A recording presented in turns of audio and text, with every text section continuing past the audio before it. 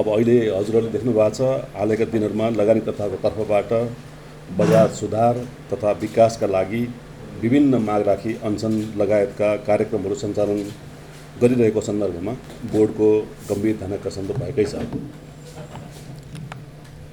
अब यो बोर्डमा नयाँ नेतृत्व आएसँगै समयबद्ध रूपमा निरन्तर विकास तथा सुधारका ठोस कार्यक्रमहरू सुरुवात गरिसकिएको छ, यहाँहरूलाई अवगत पनि भएको जस्तो लाग्छ मलाई। बोर्डको वर्तमान नेतृत्व वार्ता तथा सहमति भन्दा पनि उचित मागहरू कार्यान्वयनतिर नै जाने पद्धतिमा बढी विश्वास गर्दछ। म हिजो एयरपोर्टबाट पनि सिधै आएर उहाँहरूलाई अनसनमा बस्ने साथीहरूलाई, सरोकारवालाहरूलाई मैले सिधै भेट्न आएको थिएँ र उहाँहरूको पनि मनसाय त्यही नै बुझियो। वार्ता समिति बनाउने भन्दा पनि कार्यान्वयनमै जाउँ भन्ने कुरा बुझियो, त्यो राम्रो पनि हो। अब हाम्रो सामाजिक दृष्टिमा पनि अब हामी पनि एउटा चाहिँ तपाईँको पद्धति चाहिँ वार्ता समिति गठन गरेर अन्यमा बसिरहने समय बाई गर्ने भन्दा पनि हामी कार्यान्वयनमै जानु पर्यो भन्ने चाहिँ मेरो पनि मान्यता हो। सधैँ पहिलो मान्यता पनि हो र आज पनि छ, भोलि पनि त्यही रहन्छ। हामी कार्यान्वयन पद्धतिमै जाने पक्षमा छौँ र उहाँहरूका गुनासा सुझावहरू र बजार विकासका सुझावहरूलाई पनि हामीले कसरी कार्यान्वयन लाने भन्ने एउटा समय तालिका बनाएर हामी अगाडि बढ्नुपर्ने अवस्था सिर्जना गर्नुपर्ने आवश्यकता छ।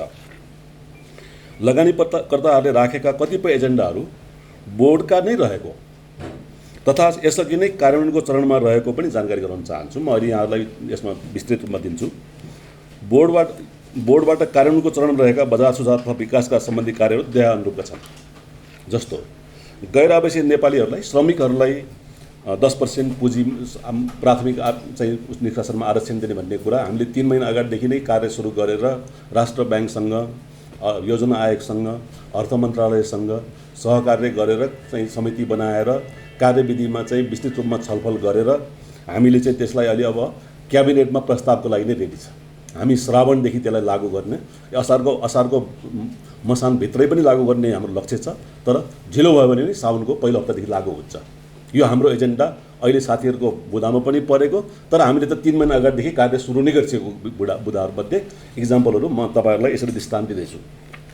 एउटा यो श्रमिक सम्बन्धीको आरक्षणको कुरा भयो, जसले बजारलाई चलायमान बनाउनलाई, बजारको तरलतालाई केही रूपमा टेवा पुर्याउँछ भन्ने हामीले योजना आयोगले, राष्ट्र ब्याङ्कले र हाम्रो धितोपत्र बोर्डले पनि विश्वास लिएका छौँ।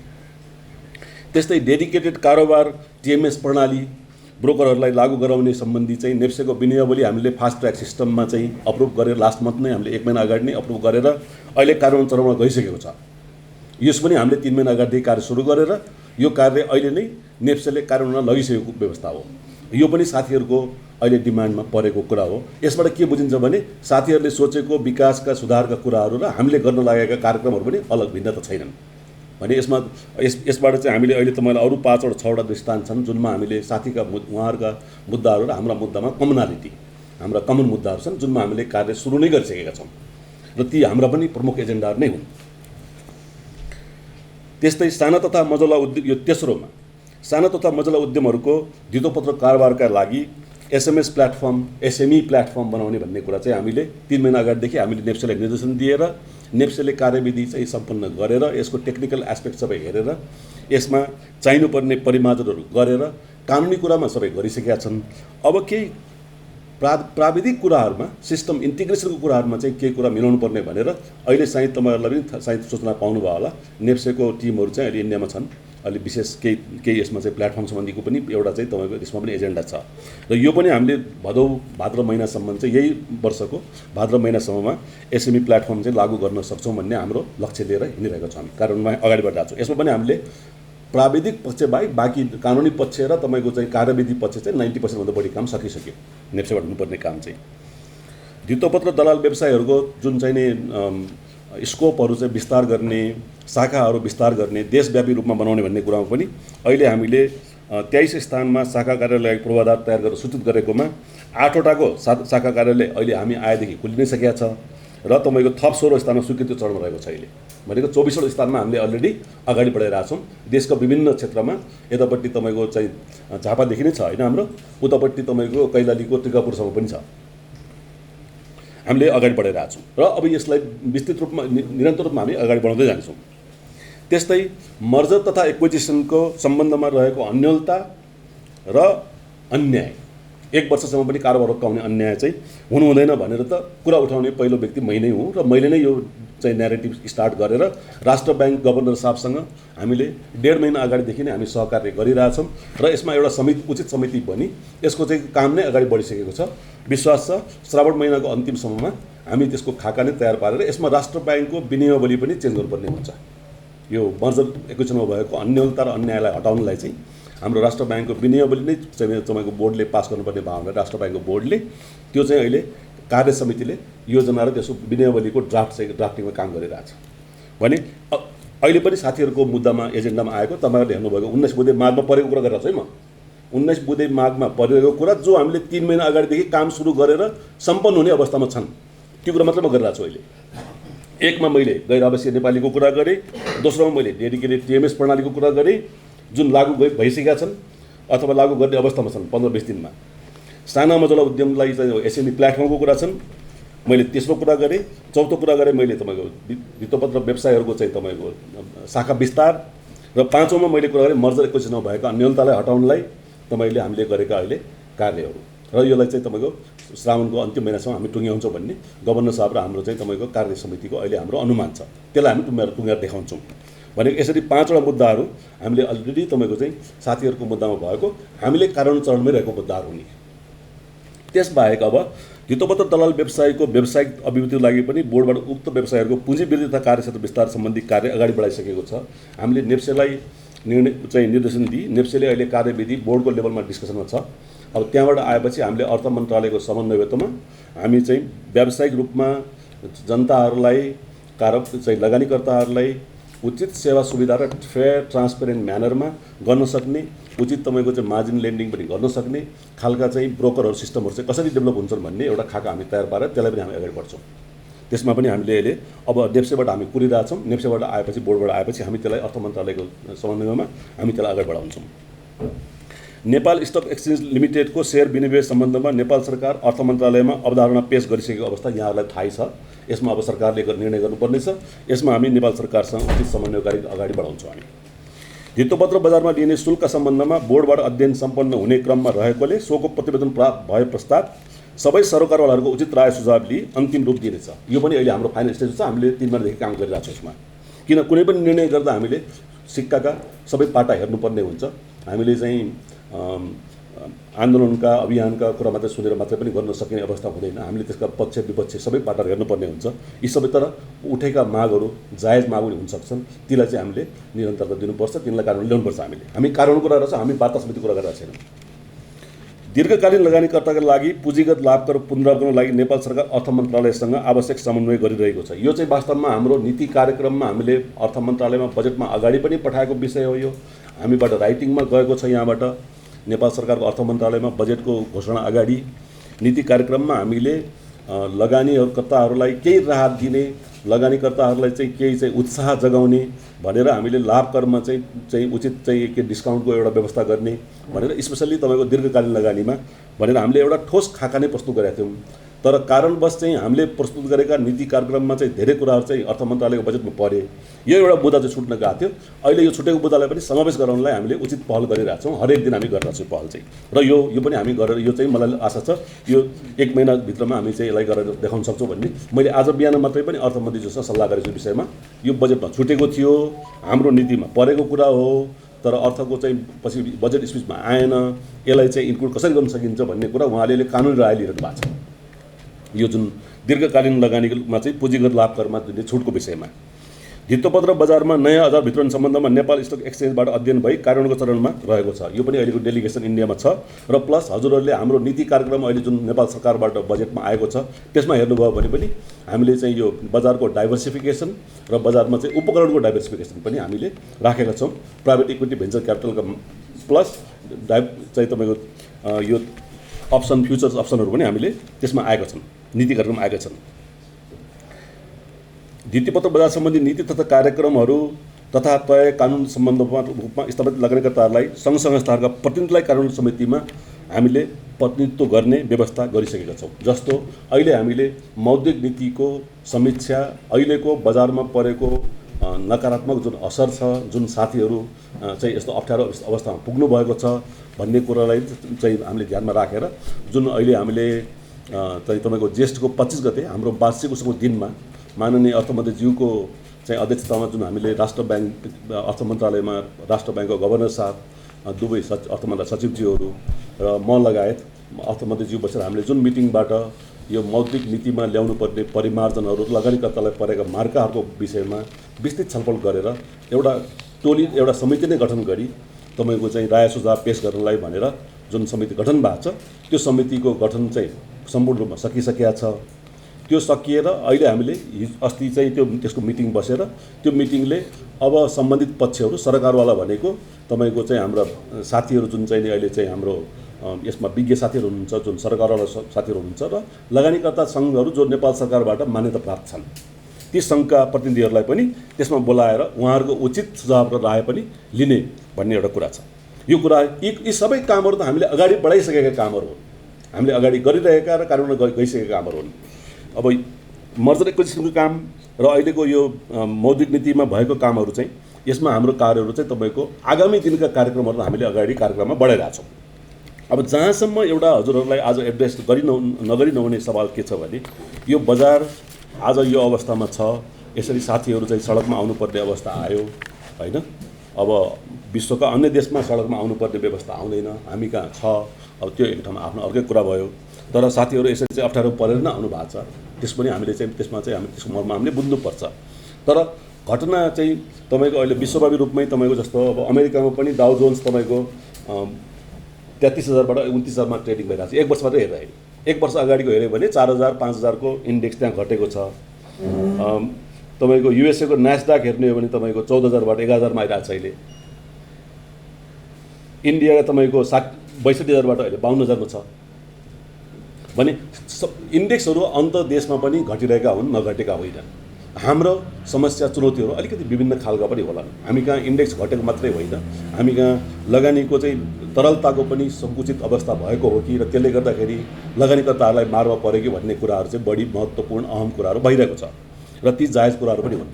त्यही तरलतालाई सुधार्ने भएर हामीले तरलताको बारेमा कुरा गऱ्यौँ। सेकेन्डरी मार्केटमा एनआरएललाई ल्याउने, प्राइमेरी मार्केटमा एनआरएल श्रमिकहरूलाई ल्याउने, यी कुरा त हामीले अगाडि बढाइरहेको छौँ र एउटा चाहिँ श्रावणमा अर्को चाहिँ तपाईँको हामीले असोजसम्ममा कुरा गर्छौँ सेकेन्डरी मार्केटमा भन्ने हाम्रो लक्ष्य लिएर हामी एउटा तालिकामा हिँडिरहेको छौँ। अब अहिले चाहिँ हाम्रोमा तपाईँको यो इन्टरनेसनल कन्फ्लिक्ट र जुन हाई इन्फ्लेसन वर्ल्ड वाइड जुन एउटा तपाईँको ट्रेन्ड चलिरहेको छ त्यसले गर्दा विश्वकै चाहिँ तपाईँको स्टक मार्केट प्रभावित भएको छ विश्वभरि नै। हाम्रो पनि अलग रहन सक्दैन, तर हामी कहाँ चाहिँ मैले भने जस्तै अरू हाम्रा आफ्ना बाध्यात्मक अवस्थाहरू पनि आछन्। हामीले विज्ञहरूसँग लिएको रायको आधारमा चाहिँ अहिले बजार घट्नुमा र बजारमा चाहिँ तपाईँको एउटा किसिमको यो अलिकति अप्ठ्यारो स्थिति सृजना हुनुमा एउटा चाहिँ मौद्रिक नीतिका 4-12 चाहिँ प्रमुख कारण चाहिँ एउटा हो जस्तो लाग्छ। विज्ञहरूले पनि त्यही भन्छन् होइन। 4-12ले गर्दाखेरि चाहिँ एक किसिमको तपाईँको सेलर्स मार्केट कन्डिसन चाहिँ क्रिएट भयो होइन। सेलर्स मार्केट भयो, बायर्स मार्केट भएन भन्ने कुरा हुँदाखेरि अहिले चाहिँ तपाईँको यसरी चाहिँ मार्केट चाहिँ निरन्तर तल रूपमा जानुमा चाहिँ अब विज्ञहरू सुन्दाखेरि चाहिँ यो कुरा एउटा प्रमुख कारण हो भन्ने कुरा आउँछ।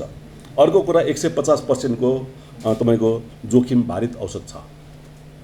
यो पनि हामीले इन्टरनेसनल कन्टेक्स्टमा हेर्दाखेरि र हाम्रो डोमेस्टिक कन्सेप्टमा हेर्दाखेरि र त्यसको लिगालिटी हेर्दाखेरि पनि त्यसका चाहिँ जस्तो अब सेयर चाहिँ डिम्याट फर्ममा भइसकेका हुनाले तिनीहरू चाहिँ त्यसको फोक्लोजर नन पर्फर्मिङ कन्डिसनमा चाहिँ लोन चुक्ता नभएको अवस्थामा ब्याङ्कहरूलाई तपाईँको चाहिँ आफ्नो नाममा नामसारी गरेर अक्सन गरेर आफ्नो लगानी उठाउनलाई चाहिँ सेयर चाहिँ अझ सेफ लगानी मानिन्छ संसारभरि नै।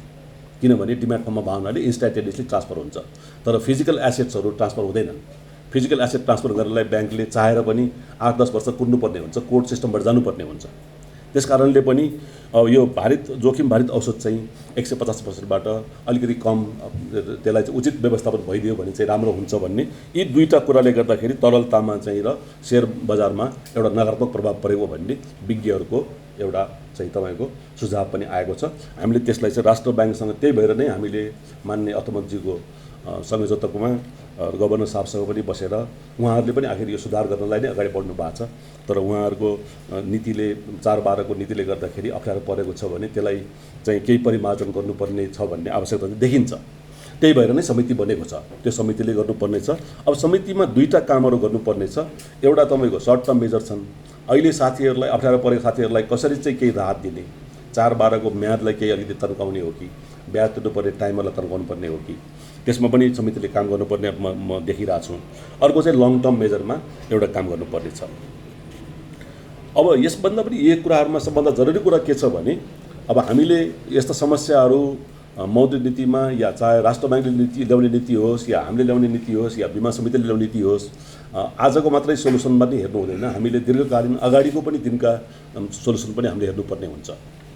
मलाई मेरो आफ्नो अन्तर्राष्ट्रिय अनुभवको आधारमा म आफू चाहिँ म के भन्न सक्छु भने राम्रो प्रोटोकल चाहिँ कस्तो हो भने बजारमा वित्तीय क्षेत्रमा गाँसिएका संस्थाहरू जस्तो नेपालको वित्तीय क्षेत्रमा गाँसिएको नियमनकारी संस्था भनेको नेपाल राष्ट्र ब्याङ्क हुनुहुन्छ, हामी छौँ, त्यसपछि बीमा समिति छ।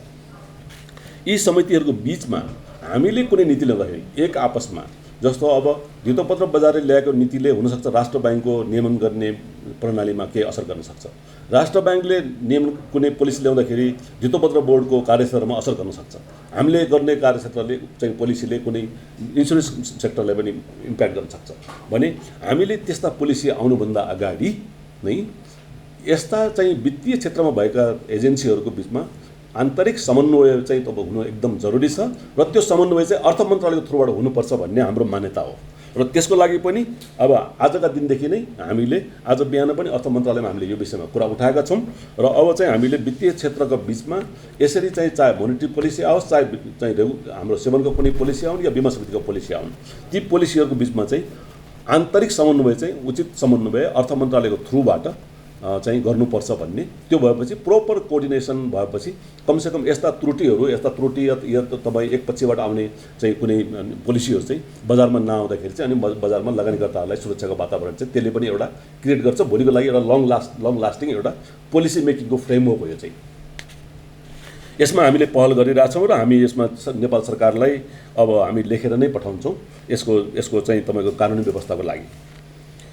अब बाँकी रह्यो तपाईँको अहिले हामीले कुरा गर्दाखेरि अलमोस्ट 12-13वटा बुँदामा हामी आइसकेका छौँ।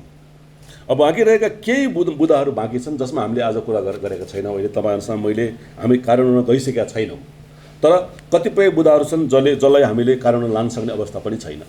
जस्तो तपाईँको 70% म्युचुअल फन्डमा तपाईँको चाहिँ रिजर्भेसन गरिदिने। अब कर्मचारी सञ्चय कोषको पैसा के हो पहिला बुझ्नु पर्यो।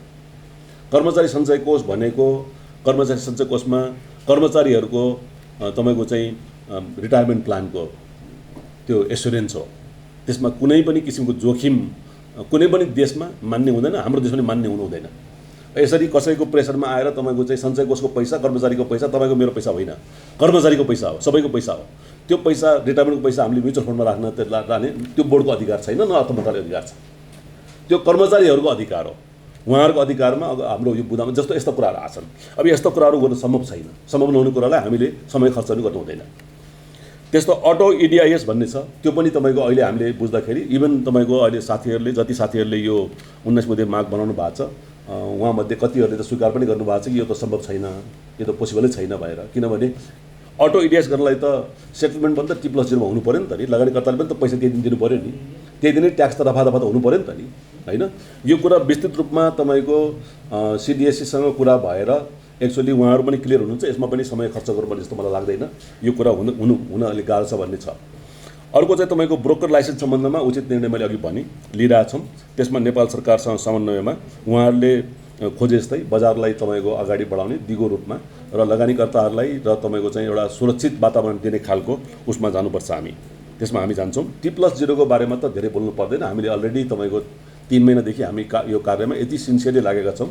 T+ सेटलमेन्टमा हामीले तुरुन्तै कारवाही गरेका छौँ, यो गरिसकेका छौँ। बोर्डले तपाईँको त्यस्ता निर्णय धेरै 2टा निर्णय गरिसकेका छ। सायद यहाँहरूले नै कभरेज गर्नुभएको छ र म यहाँ आज हजुर यही मञ्चबाट हजुरलाई के भन्छु भने T+0 सेटलमेन्ट सम्बन्धी कुनै दुविधा छ, कहीँ अन्याय भएको छ, कहीँ चाहिँ तपाईँको त्यस्तो तपाईँहरूसँग पनि केही छ भने यहाँले हामी कहाँ बोर्डमा प्रस्तुत गर्नुहोस्। हामीले तपाईँको हामीसँग पेस आएको र हामीले छानबिन गरेर यदि चाहिँ त्यो अन्यलता भएको छ र कानुनमा चाहिँ मिचेर कसरी ब्रोकरहरूले काम गरेका छन् भने हामी त्यसलाई ठाउँको ठाउँमै कारवाही गर्छौँ। बोर्डले कारवाही गर्छ। बोर्ड कारवाही गर्नमा चाहिँ पछाडि हट्ने एजेन्सी छैन अहिले। यो यहाँहरूलाई म क्लियरली भन्न चाहन्छु। र आज हामीले यहाँहरूलाई बोलाउनुमा चाहिँ यसरी चाहिँ हामीले अब साथीहरूको डिमान्डका सन्दर्भमा उहाँहरूका चाहिँ उचित मागहरूलाई हामीले वार्तामा राखेर तन्काउने र खालि एउटा आश्वासन दिने भन्दा पनि हामीले चाहिँ एउटा कार्यान्वयनकै रूपमा चाहिँ एउटा चाहिँ मितिमै गएर मैले भने जस्तै 7-8 बुधबार त हामीले 1 वर्षको टाइम पनि राखेका छैनौँ। कुनैमा 1 महिना, कुनैमा 2 महिना, कुनैमा 3 महिना राखेका छौँ।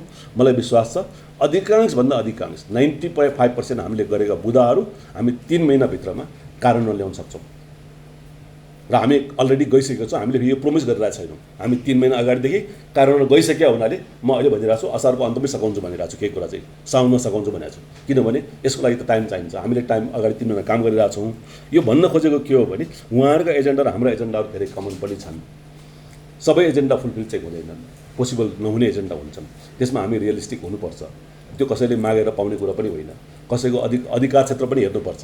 अब राजनीतिक नेताहरूले पोजिटिभ नेगेटिभ बोल्न नपाउने भन्ने छ, त्यो मेरो कार्यक्षेत्रको कुरा भएन होइन। त्यो मैले गर्न सक्ने कुरा भएन। हामीले न अर्थ मन्त्रालयले गर्न सक्छ न हामीले गर्न सक्छौँ।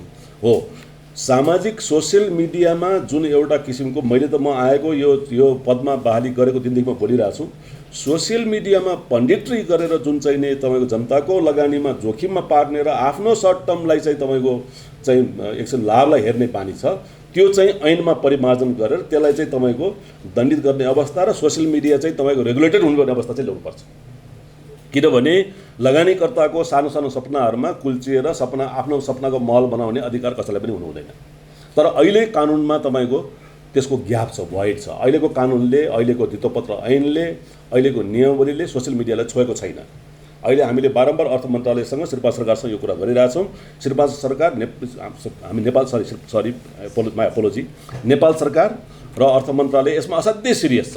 नेपाल सरकार र अर्थ मन्त्रालय धेरै सिरियस छ यो विषयमा। उहाँहरूले पनि हामीलाई चाँडोभन्दा चाँडो कानुनी जुन हाम्रो चाहिँ प्रबलीकरण समितिहरू हुन्छन्, हाम्रो कानुन मन्त्रालयतर्फ जानुपर्ने हुन्छ, हामीले ती सबै कुराहरूलाई चाहिँ ल्याएर एउटा प्रस्ताव ल्याउनुहोस्। किनभने यी कुराहरू चाहिँ समेट्नुपर्छ। यी कुराहरूले चाहिँ गर्दाखेरि बजारमा जुन किसिमको चाहिँ तपाईँको अलि एडभान्टेज सिकिङ जुन एउटा टेन्डेन्सी हुन्छ, ती टेन्डेन्सीहरूलाई चाहिँ निरुत्साहित गरेर कानुनी रूपमा नै अनि अधिकतमभन्दा अधिकतम सजायमा लाने व्यवस्था चाहिँ हामीले लागू गर्नुपर्छ। त्यसले गर्दाखेरि चाहिँ तपाईँको कसै पनि लगानीकर्ताको तपाईँको भविष्यमाथि कसैले आफ्नो तपाईँको सेल्फ इन्ट्रेस्टमा चाहिँ फाइदा लिने वातावरण चाहिँ नबनोस् भन्नुको लागि चाहिँ यो कुरा पनि उहाँहरूको मुद्दा र हाम्रो मुद्दामा हाम्रो सोचाइमा एउटै मुद्दा हो, कमन एजेन्डा छन्। यसकारण हामीहरूले आज मेरो रिक्वेस्ट उहाँहरू साथीहरूलाई के छ भने हामी कार्यान्वयनको दिशामा अगाडि बढिसकेका हुनाले, आज मात्रै होइन 3 महिना अगाडिदेखि हामी अलरेडी बढिसकेका हुनाले म साथीहरूलाई चाहिँ ससम्मान यो अनसनको कार्यक्रम अन्त्य गरी बरु हामीलाई चाहिँ यो सघाउनु पर्यो। किनभने अब दिनको दिन यसरी चाहिँ हाम्रो गेटको अगाडि नै बन्द भयो भने त हाम्रो कार्यान्वयन मैले दिएको मितिहरूमा म पनि चुक्न सक्छु फेरि होइन। त्यो कुरा यहाँहरूले पनि न्याय दिनु पर्यो। मिडियाले पनि एउटा उचित न्यारेटिभलाई बजारमा इस्टाब्लिस गर्नु पर्यो। उहाँहरूले पनि उचित न्यारेटिभलाई विश्वास गर्नु पर्यो। किन हामीहरूको सबैको इन्ट्रेस्ट भनेको सामूहिक हितको कुराहरू हामीले गर्ने हो, व्यक्तिगत र सानो समूहको हितको कुरा हामीले गर्ने होइन। हामीले ठुलो समूहको हितको कुरा गर्ने हो र त्यसका लागि चाहिँ उहाँ साथीहरूको पनि हामीलाई सहयोग चाहिन्छ, उहाँहरूको पनि सद्भाव चाहिन्छ र उहाँहरूले त्यसको लागि चाहिँ म रेडी छु। म अकाउन्टेबल छु। हाम्रो पुरा टिम, हाम्रो पुरा संस्था अकाउन्टेबल छ। हामीले बोलेका कुराहरू हामी पुर्याउँछौँ। नपुर्यायो भने हामी सुन्न तयार छौँ। तर पुर्याउनुभन्दा अगाडि शङ्का गरेर मात्रै हुँदैन। शङ्काको दृष्टिले हेर्नु भएन। हामीलाई काम गर्ने वातावरण चाहिँ दिनु पर्यो। बजारले पनि दिनु पर्यो, यहाँहरू चाहिँ मिडियाका साथीहरूले पनि दिनु पर्यो। हामीलाई चाहिँ एउटा उचित मिडिया एउटा चाहिँ काम गर्ने वातावरण दिनु पर्यो। हामी यो टाइम बााउन्ड फेसनमा हामी काम गर्न, हाम्रो नेचर नै त्यही हो, मेरो नेचर त्यही नै हो, साथीहरूले पनि नेचर त्यही नै हो। हाम्रो टिमले अब चाहिँ टाइम बााउन्ड नेचरभन्दा अरू काम गर्दैन। हामी टाइम बााउन्ड नेचरको काम गर्छौँ र जहाँ हामीलाई गल्ती हुन्छ हामीलाई समात दिनुहोस्, सचेत गराइदिनुहोस्। हामी सुन्नु तयार छौँ। तर हामीले काम गर्ने जेलसम्म हामीलाई डिस्टर्ब गर्ने वातावरण चाहिँ सायद साथीबाट नहोस्। हामी काम गर्न चाहन्छौँ, अगाडि बढ्न चाहन्छौँ र उहाँका मुद्दाहरू, हाम्रा मुद्दाहरू, कमन एजेन्डाहरूलाई हामी सफलमा अगाडि पुर्याउन चाहन्छौँ। सायद यहाँहरूलाई प्रोसेस थाहा छ कि छैन, तर बिमा समिति र अरू हाइड्रो पावरको सेक्टर, अब हाइड्रो पावरमा त्यस्तो मर्जरको कुरा त ठुलो भएको छैन होइन। सबै मर्जर एक्विजिसन बढी ब्याङ्किङ सेक्टरमै भएको छ, बिमा समितिमा बिमा सेक्टरमा भएको छ भनेपछि तपाईँको अहिले बिमा समितिले चाहिँ राष्ट्र ब्याङ्कमा भएको विनियमले गर्दाखेरि त्यसलाई युनिफर्मिटी गर्न भनेर केही चिठी लेखेको आधारमा नेप्सेले रोकेको देखिन्छ। त्यति भने आज म धन्यवाद, नमस्कार, थ्याङ्क यू।